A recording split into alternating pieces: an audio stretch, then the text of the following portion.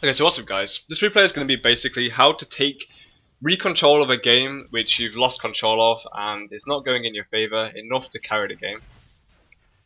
First things first is that this is, I think, 3 silvers, me and a gold player versus 2 platinums, 2 golds and a silver, so they're better off in borders, whatever. I don't really think that means too much. But basically this Katrina's pretty big, the Ezra's pretty big, and things like this is what caused the game to go wrong. I started to replay at a weird portion of the game even, but when things like this happen, yeah, you need to do something different. And today I'm going to try and teach you how to retake leadership of a game which is going down the drain and you're not in a position to split push, because how do you split push against Katrina or Ezreal or Warwick, for example? It's hard to split push against them heroes, especially when Ezreal's already beating you in every way. He has same kills as you, and less deaths, more assists, better items, more creep kills. You know, everything is just going better for him. They've had both dragons. Everything's just going really well for them. Now, we actually are winning on gold, surprisingly, but that's mostly because my top lane's doing pretty well, and our jungle is 88 creep kills to 75, so there's little bits of gold scattered around that are making us 300 gold ahead, I guess. So, this is a ranked 5 game even, sorry. Just for noting facts, I guess. This isn't solo queue, but you can use this knowledge in solo queue, don't get me wrong. This is all usable, and hopefully by the end of this replay, you'll understand sort of how to look at games and think, okay, I'm not going to be able to split push, I'm not going to be able to team fight, I'm probably going to just die if I try either one. So what is the actual option? Now, I've not really gone over this before, because I didn't really think there was a third option until I realised, hang on, yes, there's definitely a third option when you're not in a position to carry. But there is. So I'm going to talk quickly about my team. Now, I've played with these guys quite a bit, and honestly, to be brutally honest, I don't really feel like any of them really have the proper potential to 100% carry the game. That's not to be mean to anybody, that's just how I feel about the game. I feel like unless I'm carrying the game, the chances of us winning is less. And obviously, when that's the kind of situation, I want to put myself into a position to carry the game. So here TF comes for another gank, gets blown up, blah blah blah. Not good when you're already losing kind of hard bottom lane. The last thing you want to do is feed them more, but I guess it went not too bad. We got a couple of kills out of it. Garen killed top lane again. This Garen's doing pretty well, but at the end of the day it's Garen, and carrying a game with Garen is really pretty hard. Same way that carrying a game with Jungle Jarvan is pretty hard, and Monkey doesn't play TF enough to carry it. He's not a mid player at all, so him carrying the game is not going to happen. And obviously 90x is playing support, so the chance of him carrying the game from support is really, really hard. And this Katrina is getting massive, and I'm scared. So I think at this point of the game was the point of the game where I realised, okay, something really needs to change, because if we keep doing what we're doing, we're going to lose. Because Darius is eventually going to start beating Garen. Katrina's 178 creep kills with 6 kills. Going to start one-shotting people eventually, and we don't really have anything going on that allows us to split push or allows us to do anything really apart from just get snowballed and to the floor and die. Anyone can really see, I hope, that that's how this game is going to end up, that we're going to just end up losing, and it's going to be pretty sad, because it's going to be one of them games where it's a really demoralizing loss because you don't feel like you could have done anything, and I really hate them kind of losses. So at this point of the game, I feel like, okay, let's have a look. What can we do differently, guys? So I said, okay, we have a Garen silence with his Q. We have a knock up with Jarvan and his ultimate to keep people away. We have TF's yellow card to stop things, and we also have Lulu's Hex and ultimate to keep more things like Warwick ultimate away from people. Now, that's a pretty good team comp to have against their team, where they're relying on like Katrina ultimate to do damage and Warwick ultimate to keep people still. And in a way, Darius, but I don't really want to mention Darius right now because I don't feel like he's a threat, because he got beaten, not beaten pretty hard, but you know, he's not fed, let's put it that way. So again, TF dies again here, it's 1, 5 and 3, not going well at all for that, and just the way the game's going, it's not going well, we're going to lose. So looking at their team comp, looking at our team comp, I made the decision here that we need to start team fighting. And obviously when you're 5 people on Skype, team fighting is a lot easier, and it's probably beneficial to team fight more often because you have proper coordination.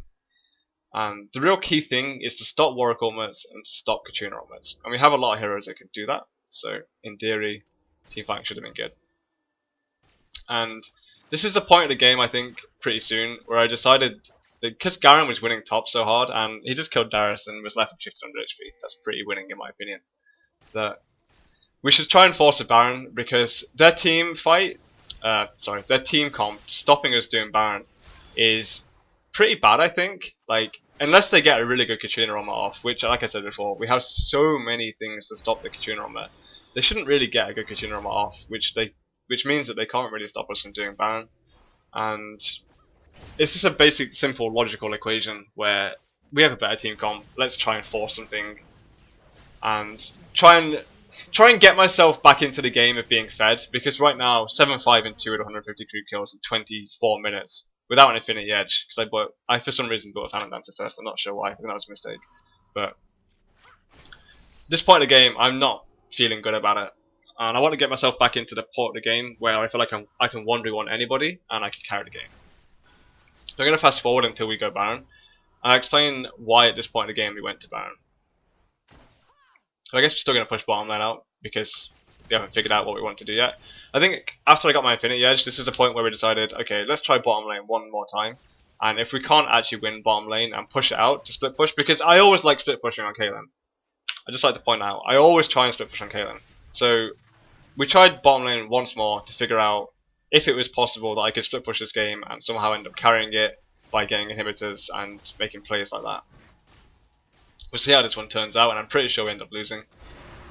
But I'm not 100% sure on that.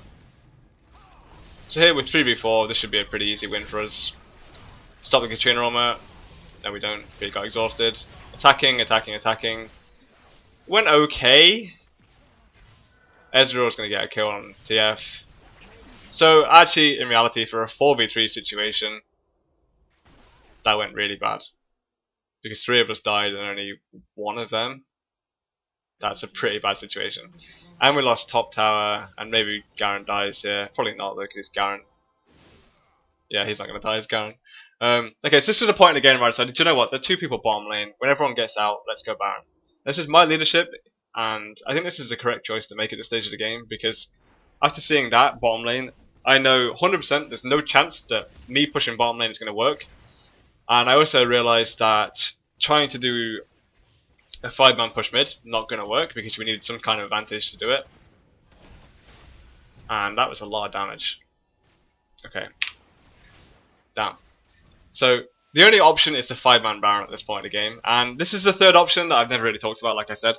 5-manning Baron, when you realise you can catch him out of position, and you have the kind of team to do it, because we have Jarvan, who gives everyone an attack speed buff, which automatically gives you a lot of damage. He also gets bonus armor from his E, so, you know, that's pretty good. Garen has 3,500 HP and a Warmogs. He's not going to die to Baron because he's too much HP to die to Baron. Lulu's good at killing Baron because he gets buffs, and TF's good at killing Baron just because of the damage output. It's just raw damage. And obviously TF's ultimate allows you to see on the map, so you can make more constructive plays and understand where things are going. So Ezra, we saw Ezra bottom here. We get a nice kill on Taric, I'm pretty sure. I would presume we get a kill on Taric. No, we don't get a kill on Taric, that's sad. Okay, and now the Baron call comes in. I think at this point in the game, I said, you know what, whatever, let's just go Baron. If we don't get Baron, we lose anyway. So let's attempt to 5-man Baron, and let's hope they don't for some reason check it. And if they do check it, oh well, we probably lose. This is a kind of all-in move here, because we're 15-20 down on gold. And like I said before, this is a really selfish play by me personally, because I don't feel like at this point in the game that I'm in a stage of the game to carry the game, and I don't feel like I'm doing well enough to carry the game. And if I'm not carrying the game, I don't feel like winning the game. Now it's a selfish point of view to have, but I think it's a realistic point of view. And now we have Baron. So I think at this point in the game, when you have Baron, and they're relying on 2 ultimates really to win team fights, because they don't really have a lot more than 2 ultimates. And how are you going to kill Garen with 3,600 HP? He's pretty unkillable at this point. So if my team makes a good front line, me and TF can do a lot of damage, because TF still has a death cap. He's not like underfarmed. So here, I'm going to slow this down and watch this fight, and just to explain how our team comp ultimately wins us with Baron buff, because Baron buff gives a lot. Like, Baron buff really does give a lot. So Warwick gets Noma here. Garen's just pushing the whole team away, It's a really good play from this Garen actually, and I'd like to note that the Garen is really pushing their team away, and the Warwick ultimate was useless because of that. So I'm just doing damage because no one can get to me. Darius comes in, gets a 3-man pull, that's dangerous. But Garen silences Darius, so he can't use his ultimate on anybody or use any spells. Good play. And I'm stood there auto-attacking. Again, I'm just auto-attacking because I have such a front line right now. Like, the front line I have right now is insane. And I'm just auto. Ezra does no damage to this Garen. Can't even touch him, even though he has like 150 armor. Still does no damage. So that was a team fight. Garen did a really good job, and he's 5-1-0. He did a really good job of pushing people away. I would commend him for that. And then we're pushing, gonna get a second tower here probably, because we have quite a bit of damage against towers. Look how quick they die. It's crazy. And then we're gonna keep going probably because this Katrina at this point in the game, she's not tanky enough to the point where she has her Zhonya's. That's it. She doesn't have a death couch. She doesn't really have like anything that makes her tanky enough to be able to dive into a team of Garen and Jarvan and Lulu and everything and just get anything done. And nice kind of ultimate from Jarvan, makes a nice protection. Katrina comes in, I get out, and then the yellow card comes in and kills. There's a dead Katrina. That's the only thing I was scared about. Ezreal ultimate hits everybody, which is always scary, and we get an inhibitor. So the game went from being like, oh my god, game's over, to oh my god, we got an inhibitor and Baron in 2 minutes time. That's pretty big. And obviously from doing that you get a lot of gold. I'm left with almost 3k gold and the whole team's got like 2.5, 3k. That's always a good sign. Get some global gold. Now we're up 2k on them, 2.5k. It's good. Gonna recall, buy some items. I would imagine at this stage of the game I'd probably get some kind of magic resist because it's scary not to have magic resist against this team. But I got a last whisper instead. Not really sure I agree with my own choice here because they didn't really have a lot of armor apart from Taric. But I got a Negatron Cape. Important to note, if you're not going to build a straight up Quicksilver Slash, please get a Negatron Cape because the damage reduction it gives you is actually massive. From what I remember this team fight, it went really bad if we actually team fight here. I don't know if I could be wrong actually. Maybe it didn't go bad. Yeah, this was a very awkward team fight because the Jarvan used his ultimate in such a way that I got completely blocked out and I just kind of ended up falling over to bad positioning, I guess. So again, let's see what happens. Katrina jumps on me, Jarvan jumps backwards and almost Katrina, and I'm just kind of stuck with like, oh, it's me versus 4 people, what do I do? And then I die, because, yeah, I had flash up, but I don't think there's any way I was going to panic flash this wall, as that's kind of too complex for me to do. Garen's doing work again, like, this Garen is really unkillable to their team right now. And then they get a nice on Katrina, and I think Garen probably dies. Yeah, so they die, that's fine. But we're kind of getting back into this game, as you can see, and like I really want to stress the point that I'm pretty 99% sure that if we didn't try and sneak a Baron and take a big risk, I've talked about expected value before and estimated value and all that kind of thing, and I really think that going for Baron is a really, I don't want to say it was negative EV, but I think in a lot of situations it is, because if one player on their team has a brain enough to realize, oh look, there's 5 people missing on the map and they're losing pretty hard and we don't have a ward at Baron, where are they going to be? And then they like realize that, oh yeah, they're probably at Baron, let's go check Baron. One person on the team is all it would have taken to check Baron and probably kill us. And luckily, I would say it's probably like 30% chance that that play was effective. And we just so happened to get the 30% that game, and it was effective and we came out ahead. Obviously this isn't a be all end all to what happens if you can't split push or what happens if you're losing really hard. But it's an option, and a pretty good option at that. But like I said, the odds aren't in your favour at all in this kind of place. So we get a nice kill on Taric, and then Katrina is... Okay, Katrina jumps on me here. I want to point something out really quick, and obviously I haven't seen this in advance. I played this in advance, and from what I remember this is what happens. When Katrina jumps on you, you want to cleanse every time. That sounds pretty stupid, but you get slowed from Ezreal. And you get just... Everything is going wrong for you right now because Leander's Torment, and usually Ignite comes on you, but she doesn't have Ignite. If you cleanse and then E away, chances of you living is a lot higher than if you just E away. Because if you don't land, like the animation when you land, if you're still slowed, chances are she's going to kill you anyway. So I cleanse, get E away, right click to death, dead. I really like to point out how important cleansing is, and I'll make a video maybe next week talking about cleanse and how to use it effectively, because I see a lot of people use cleanse really, really ineffectively. So well, we're all on the run now. I'm not sure this Warwick has armor. No, he doesn't. Okay. TF's dead. No live in that. And this is why I max E on Kaylin instead of traps. The cooldown reduction with the blue buff, you can E every 8 seconds. That's quite a lot. Because you can see every time this Warwick is almost catching us, E, E, E. If they come into the tower, I'm pretty sure this is the call. This is going to be the call on Sky. Turn around and just hit them, man. Turn around and just hit them. So that's what we do. Turn around and just hit them. And I got a red buff, which makes me kill Darius because red buff's always good. And honestly, trading 2 people for 2 kills to me, red buff, and killing spree bonus is massive. And if I'm the strongest player on my team, which I should be because I'm the platinum player on the team, logically it makes sense that I'd be the strongest player. You want to feed me, and by giving your own life to feed the AD carry in any game is usually a good thing. And now I have Quicksilver Sash, I have Bloodthirster, I have every item I want in the game pretty much, apart from upgraded boots, because I probably don't buy upgraded boots enough, as I'm not really sure how much effectiveness they have.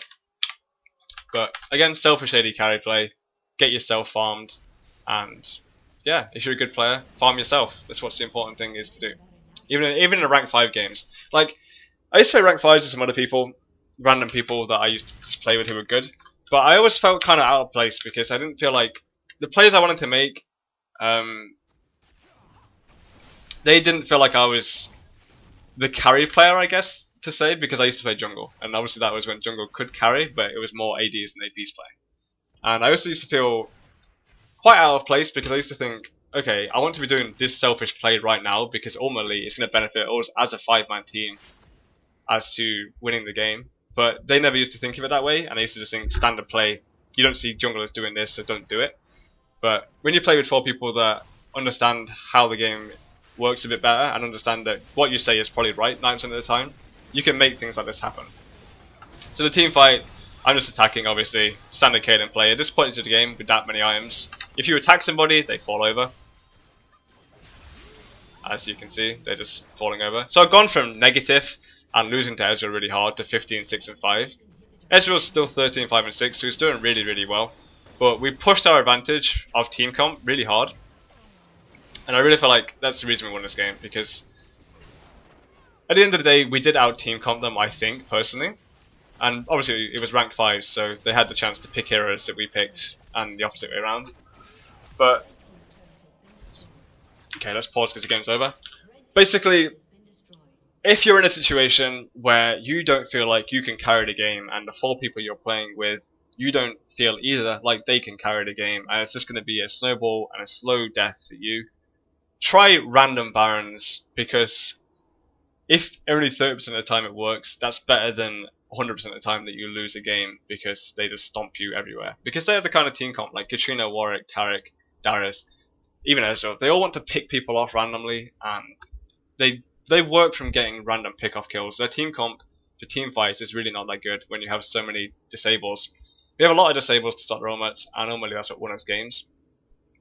And yeah, when you pick 2 ultimates like this, and you have this many disables, I know I'm really stressing this point, but it is a massive thing. And hopefully you enjoyed this game, and you learned a thing or 2, and you can take this into ranked 5s or even solo queue, but it's a lot harder in solo queue because trying to convince 5 to 4 people to random Baron is not the easiest thing in the world, and they all want to play standard. And while playing standard's good, sometimes playing too standard is really bad, and you end up just losing games because you were too scared to do anything. And that's often what happens in solo queue. And yeah, thanks for watching this video.